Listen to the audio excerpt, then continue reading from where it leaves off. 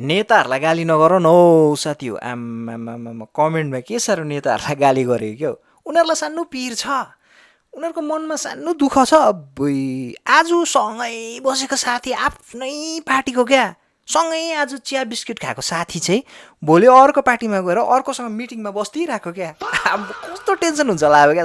सोच्नु धन्न हामी चाहिँ यो लाइनमा छैन क्या। फेरि अर्को पिर के हो थाहा छ, अब भोट आयो भने नि झन् आम्बो 5 वर्षमा कहिले त्यो घरमा खुट्टा नटेकेको अब त्यो घरमा जानुपर्ने क्या। हामी सबै गरिदिन्छ तपाईँलाई चाहिँ हामी सबै कुरो राम्रो गरिदिन्छ भन्दै घर घरमा जानुपर्ने टेन्सन हो।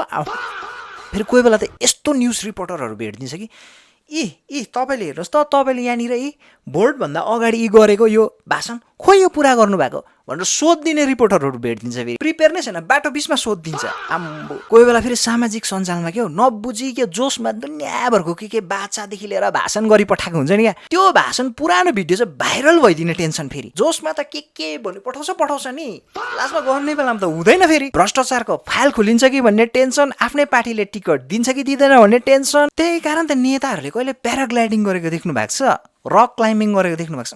गर्दैन नि।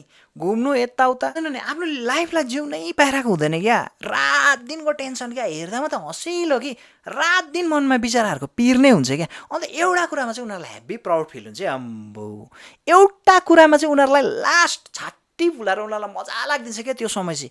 अनि त्यो चाहिँ के हो भन्दाखेरि चाहिँ फुटबलको फाइनलमा गेस्ट हुनु। अम्बो ड्रम सेट ब्यान्ड बाजा बारातसँग लान्छ नि। अम्बो त्यो दिन चाहिँ जिउने लु, त्यो टाइम फुटबलको त्यो 90 मिनट चाहिँ हो जिउने। अरू बेला त बिचाराहरूलाई हेभी टेन्सन छ नि। तर नि 2% नेता हुन्छ नि, ओन्ली 100मा 2% नेता कि उनीहरूलाई चाहिँ केही टेन्सन हुँदैन फेरि। किनभने उनीहरूले नराम्रो कामै गरेको छैन, भ्रष्टाचार नै गरेको हुँदैन, उनीहरूलाई टेन्सन छैन, बेफिक्र क्या।